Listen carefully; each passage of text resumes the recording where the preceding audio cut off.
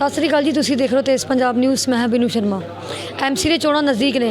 ਸਰਕਾਰ ਦਾ ਕੰਮ ਕਰਨ ਦਾ ਸਿਸਟਮ ਜਿੱਥੇ ਸੁਧਰਨਾ ਚਾਹੀਦਾ ਉੱਥੇ ਦਿਨ ਪ੍ਰਤੀ ਦਿਨ ਵਿਗੜਦਾ ਜਾ ਰਿਹਾ। ਇਸ ਖਾਸ ਮੌਕੇ ਤੇ ਆਪਣੇ ਵਿਚਾਰ ਸਾਂਝੇ ਕਰਨ ਲਈ ਗੱਲਬਾਤ ਕਰਨ ਲਈ ਆਮ ਆਦਮੀ ਪਾਰਟੀ ਦੇ ਸੀਨੀਅਰ ਲੀਡਰ ਅਤੇ ਰਾਜ ਸਭਾ ਮੈਂਬਰ ਐਂਡੀ ਗੁप्ता जी मौजूद ਨੇ। ਉਹਨਾਂ ਨਾਲ ਖਾਸ ਗੱਲਬਾਤ ਕਰ ਰਹੇ ਹਾਂ। ਤੁਹਾਡਾ ਬਹੁਤ ਬਹੁਤ ਸਵਾਗਤ ਹੈ। Thank you.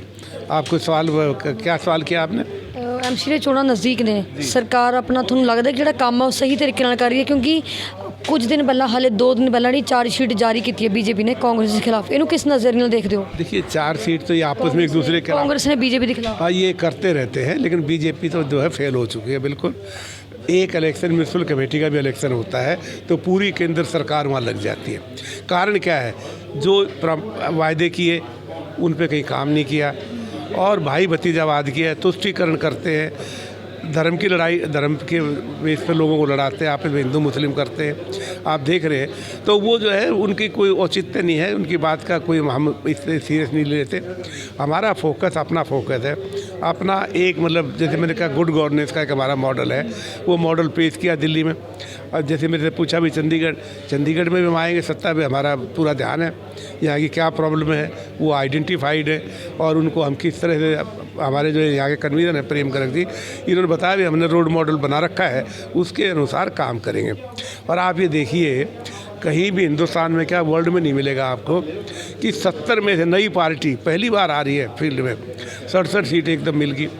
और उसके बाद सेकंड 5 साल के बाद जबकि एंटी इनकम्बेंसी आती है, 5 साल के बाद फिर 62-90% से भी ऊपर सीटें दे दी।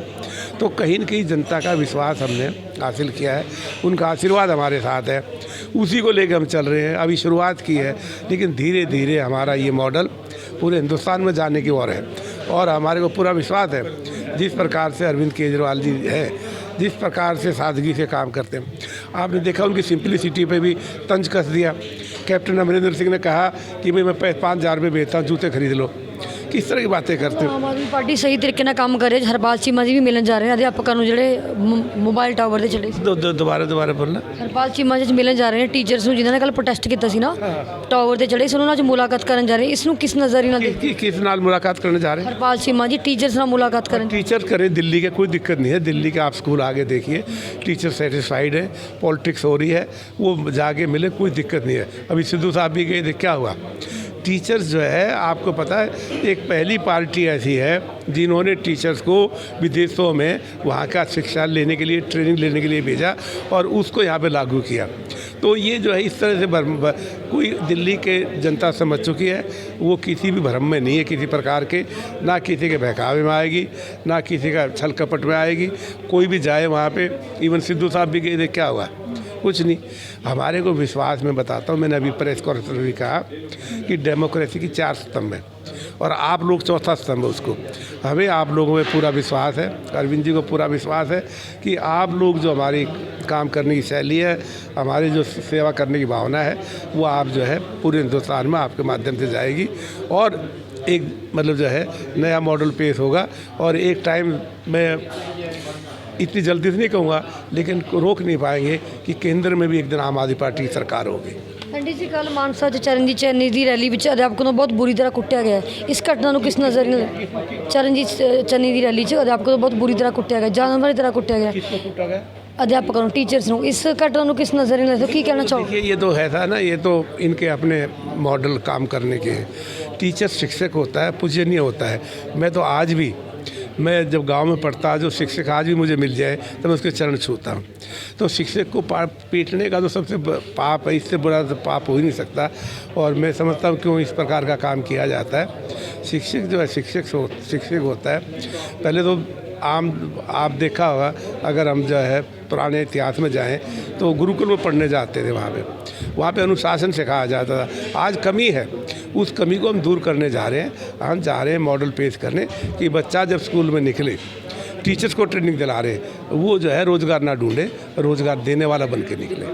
किसानों की वापसी हुई है सिंघू बॉर्डर तो की कहना चाहोगे? बहुत खुशी की गल है पूरे देश में। हम तो उनके साथ थे और जो है एक इतना बड़ा आंदोलन हिंदुस्तान के इतिहास में, क्या पूरे विश्व के इतिहास में इतना बड़ा आंदोलन हुआ है और आंदोलन ने सरकार को झुका दिया, घुटनों पे टेक दिया। क्यों जिस दिन राज्यसभा में पेश हुआ बिल, तीनों बिल, मैं भी राज्यसभा में था, जिस प्रकार से बगैर वोटिंग के हमने कहा भी वोट करवाइए, कि उनकी मेजोरिटी नहीं थी, हार रहे थे, वोट नहीं करवाई और हागुल्ला में पास करा दिया। तो इस तरह के थोड़ा मतलब किसान अन्नदाता है, किसान एक ऐसा कहते देश का है, डबल सेवा करता है, एक बॉर्डर पे सेवा करता है, एक खेतों में सेवा करता है, अन्न पैदा करता है, धरती को चीर के अन्न निकालता है, पसीने बहाता है, और आप उसको जो है सड़कों पे ला दिया उसको। तो हमें तो दुख भी था, 700 आदमियों ने शहादत दे दी वहाँ पे। अगर भाई आपको ये लग रहा था ये बिल ठीक नहीं है तो 700 आदमी की शहादत करने की क्या ज़रूरत थी? अगर ये ठीक था तो हटाने की क्या ज़रूरत है? उसका कहीं जवाब नहीं है।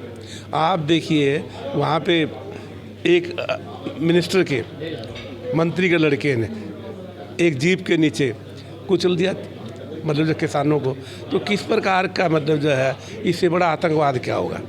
हम आतंकवाद करें भाई, पहले गिरबान में झाँको आप आतंकवाद के साथ कितना है। एक मिनिस्टर के लड़के ने, और उसके मिनिस्टर का इस्तीफा नहीं ले रहे, वो भी एक डिमांड है। लेकिन किसानों ने इस सरकार को झुकाया, 2 बार झुकाया। आपको पहला याद नहीं होगा, पहला जब ये सरकार 2014 में आई तो बॉम्बे कॉरिडोर के नाम से लैंड एक्वायर कर रही थी। वो बिल अध्यादेश के पार्लियामेंट में लाए और वो हमने जो है वो वापस करवाया अध्यादेश, तो वो भी किया। आप ये देखिए, ये जो इन्होंने जो अनाउंस करते हो तो करते ही नहीं है। अगर आप एक चीज़ में ये नहीं, कांग्रेस ने अच्छा काम किया, लेकिन मैं उस चीज़ से बिल्कुल नहीं मानता कि 70 साल में कोई काम नहीं हुआ। मैं देखा, मेरा आज़ादी से पहले का जन्म है। आप ये देख लीजिए ना, आप अपना 60 साल का काम कर लीजिए और उसमें जो टोटल 100 पूरे काम घटा के देख लीजिए, आपका काम ही नहीं कोई करा, क्या घटाओगे आप? काम ही नहीं किया आपने। तो आखिरी सवाल है, केजरीवाल जी तो बहुत उम्मीदां ने ते साल 2022 ਨੂੰ ਕੀ एक्सपेक्ट कर दो? एक्सपेक्टेशन ये है कि पंजाब में सरकार बनेगी और एक हिंदुस्तान को एक मॉडल देगी। चुनी हुई सरकार का पूरे इख्तियार के साथ, पूरे अधिकार के साथ काम करने का मौका मिलेगा। और एक वो कहते हैं, मैं एक मॉडल पेश करूँगा कि किस प्रकार से सरकार आज जो है पंजाब सरकार ऋणों में से दबी हुई है और ऋण लेने के उसमें है, लेकिन वो कहते हैं मैं ऋण लेके कोई काम नहीं करूँगा। जो सरकार का आय का स्रोत है उसके माध्यम से भ्रष्टाचार की जो इनकम बचाएंगे उसको बचा के काम करेंगे। ਤੁਸੀਂ ਦੇਖਿਆ ਸੀ ਕਿ ਮੈਂ ਐਂਡੀ ਗੁਪਤਾ ਜਿਨ੍ਹਾਂ ਨੇ ਹਰ ਮੁੱਦੇ ਤੇ ਤਾਂ ਗੱਲਬਾਤ ਕੀਤੀ, ਨਾਲ ਇਹ ਕਿਹਾ ਕਿ ਕਿਸਾਨਾਂ ਨੂੰ ਵਧੀਆ ਖੁਸ਼ੀ ਦੀ ਗੱਲ ਹੈ ਪੂਰੇ ਦੇਸ਼ ਵਾਸਤੇ ਕਿ ਅੱਜ ਉਹਨਾਂ ਦੀ ਵਾਪਸੀ ਹੋਈ ਹੈ, ਪਰ ਸਰਕਾਰ ਨੂੰ ਆਪਣਾ ਕੰਮ ਸਹੀ ਸਿਸਟਮ ਨਾਲ ਕਰਨਾ ਚਾਹੀਦਾ। ਪਾਰਟੀਆਂ ਆਪਸ ਵਿੱਚ ਬਹਿਸ ਕਰ ਰਹੀਆਂ ਨੇ। ਕਮੈਂਟਸ ਨਾਲ ਵਿਚਾਰ ਸਾਂਝੇ ਕਰ ਸਕਦੇ ਕੋਈ, ਕਿਹੜੀ ਪਾਰਟੀ ਤੁਹਾਨੂੰ ਲੱਗਦਾ ਕਿ ਸਾਲ 2022 ਵਿੱਚ ਡਿਜ਼ਰਵ ਕਰਦੀ ਹੈ, ਲੋਕਾਂ ਦੇ ਮਸਲੇ ਹੱਲ ਕਰਦੀ ਹੈ, ਲੋਕਾਂ ਦੀ ਪ੍ਰੋਬਲਮ ਦੂਰ ਕਰਦੀ ਹੈ? ਕਮੈਂਟਸ ਨਾਲ ਵਿਚਾਰ ਸਾਂਝੇ ਕਰ ਸਕਦੇ ਹੋ। ਬਣੇ ਰਹੋ ਤੇਜ਼ ਪੰਜਾਬ ਨਿਊਜ਼ ਨਾਲ।